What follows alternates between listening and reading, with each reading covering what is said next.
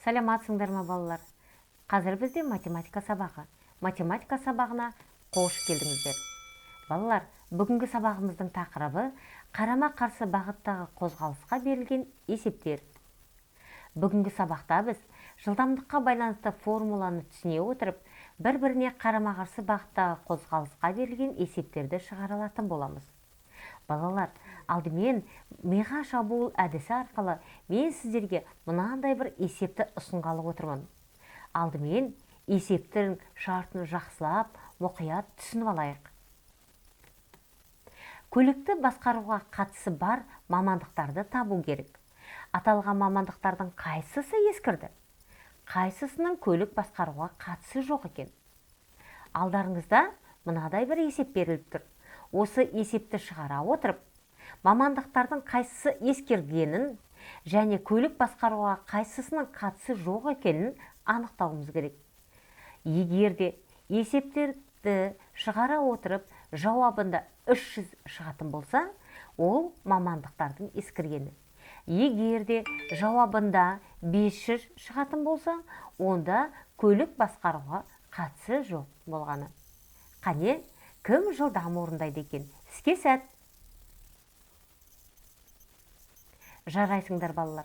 Менің ойымша барлықтарыңда дұрыс орындадыңдар деген ойдамын. Ал қане, жауабы қандай болды? Ескірген мамандық ол ат айдаушы екен. Көлік басқаруға қатысы жоқ, ол жол серік екен. Өте жақсы. Жарайсыңдар балалар. Балалар, ал енді экранға назар аударайық. Экранда екі бір-біріне қарама-қарсы бағытта көлік берілген екен. Ол көліктердің арақашықтығы 400 км екен. Ал енді бірінші көліктің жылдамдығы 60 км сағат, екінші көліктің жылдамдығы 40 км сағат. Ал енді осы көліктердің кездесу уақытын табайық. Кәне ойланып көрелік. Қалай есептеп табамыз? Өте жақсы, дұрыс айтасыңдар балалар. Балалар, алдымен екі көліктің жылдамдығын бір-біріне қосамыз. Тамаша. Осы екі көліктің жылдамдығын қосу арқылы біз жақындау жылдамдығын тауып аламыз. Сонан соң, өзара байланыс формуласы арқылы уақытты есептеп табамыз. Уақытты есептеу үшін қашықтықты жылдамдыққа бөлеміз. Өте жақсы, жарайсыңдар балалар. Тамаша. Олай болса балалар, міне осы формуланы есімізде сақтап қалайық. Бір-біріне қарама-қарсы бағытта қозғалған кезде жақындау жылдамдығы жылдамдықтардың қосындысына тең. Көліктердің қанша сағаттан кейін кездесетінін білу үшін бастапқы арақашықтықты жақындау жылдамдығына бөлу қажет. Тамаша, жарайсыңдар балалар. Ал енді балалар, келесі бір есепке назар аударайық. Екі ауылдан бір-біріне қарама-қарсы бағытта екі велосипедші шықты. Әлияның жылдамдығы 12 км сағат, ал Армандікі 14 км сағат. Олар 2 сағаттан кейін кездесті. Екі ауылдың арақашықтығы қандай? Кәне балалар, кім жылдам ойланады екен? Қалай есептеп табамыз? Өте жақсы. Жарайсыңдар балалар. Алдымен жақындау жылдамдығын есептеп тауып аламыз. Тамаша. Яғни бірінші велосипедшінің жылдамдығы мен екінші велосипедшінің жылдамдығын қосамыз. Сол кезде бізде жақындау жылдамдығы пайда болады. Сонан соң өзара байланыс формуласы арқылы қашықтықты табамыз. Өте жақсы. Яғни қашықтықты табу үшін жылдамдықты уақытқа көбейтеміз. Өте жақсы, тамаша балалар. Балалар, бір-біріне қарама-қарсы бағытта қозғалған нысандардың арақашықтығын білу үшін жақындау жылдамдығын уақытқа көбейту қажет. Міне осы формуланы естеріңде сақтап қалыңдар балалар.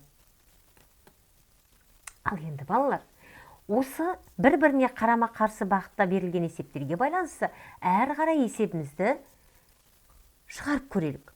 Алдымен есептің шартын жақсылап тұрып түсініп алайық.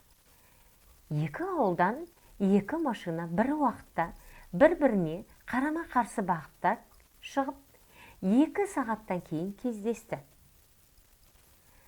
Бірінші машинаның жылдамдығы 60 км сағат, екінші машинаның жылдамдығы 40 км сағат.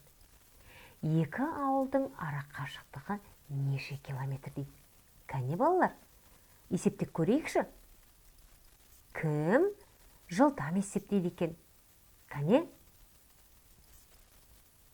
Жарайсыңдар балалар. Алдымен нені есептеп тауып алдық? Тамаша. 2 жылдамдықты қосып, жақындау жылдамдығын есептеп алдық. Солай емес пе? Өте жақсы. Жарайсыңдар балалар. Сонан соң өзара байланыс формуласын қолданып, қашықтықты есептеп таптық. Яғни қашықтықты табу үшін жылдамдық пен уақытты көбейттік. Өте жақсы. Жарайсыңдар балалар. Қане тексеріп көрелік. Есептің шарты, менің жазған есептің шарты сияқты ма? Тамаша. Өте жақсы. Жарайсыңдар балалар. Сонымен жауабында қалай болды? 2 ауылдың ара қашықтығы 200 километр дейді. Тамаша. Жарайсыңдар балалар. Балалар, ал енді келесі бір есепке назар аударайық. Жақсылап, мұқият есептің шартын оқып алайық. 2 ауылдан 2 машина бір уақытта бір-біріне қарама-қарсы бағытта шығып, 2 сағаттан кейін кездесті. Бірінші машинаның жылдамдығы 60 км сағат. 2 ауылдың ара қашықтығы 200 км. Ал екінші машинаның жылдамдығы қандай дейді? Ал енді ойланайық. Есепті қалай орындаймыз? Өте жақсы. Жарайсыңдар балалар. Тамаша. Алдымен өзара байланыс формуласы арқылы жылдамдықты есептеп тауып аламыз. Жылдамдықты қалай есептейміз? Өте жақсы. Қашықтықты уақытқа бөлеміз. Тамаша. Яғни S қашықтық бізде 200 км. 200 километрді 2 сағатқа бөлеміз де жылдамдықты тауып аламыз. Тамаша. Шыққан жылдамдықты бірінші жылдамдықтан азайтамыз. Өте жақсы. Тамаша. Сонда бізде екінші машинаның жылдамдығы қанша болды? 40 км сағат. Жарайсыңдар балалар. Қане, менің шығарған есебімнің шарты мен сіздердің есептердің шарттары дұрыс па екен? Өте жақсы. Тамаша. Ал енді балалар, келесі есепке назар аударайық. Арасы 200 км болатын 2 ауылдан бір уақытта бір-біріне қарама-қарсы бағытта 2 машина шықты. Бірінші машинаның жылдамдығы 60 км сағат, екінші машинаның жылдамдығы 40 км сағат. Олар неше сағаттан кейін кездесті дейді? Қане? Жарайсыңдар. Алдымен жақындау жылдамдығын есептеп тауып аламыз да, өзара байланыс формуласы арқылы уақытты есептеп табамыз. Тамаша. Сонда олар 2 сағаттан кейін кездескен екен. Өте жақсы. Тамаша балалар. Балалар, қаненді кім жылдам ойынын ойнап жіберейікші? Алдымызда берілген есепті шығарып өтейік. Қане кім жылдам есептейді екен? Бірінші есептің жауабын сары шелекке салайық. Екінші есептің жауабын көк шелекке салайық. Қане?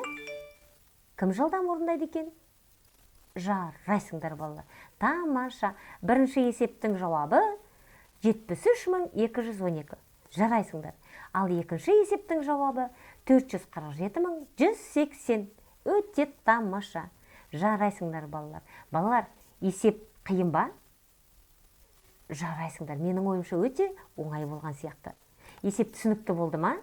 Олай болса, үйге тапсырма жазып алыңдар. Үйге номер 8-ші есеп. Сурет бойынша жұмыс жасаймыз. Пойыздардың қандай бағытта қозғалғанын есептеп шығарамыз. Дәптерімізге салып, есепті орындаймыз. Тамаша. Түсінікті ме? Олай болса, сабақ түсінікті болса, келесі сабақта кездескенше сау саламатта болыңдар.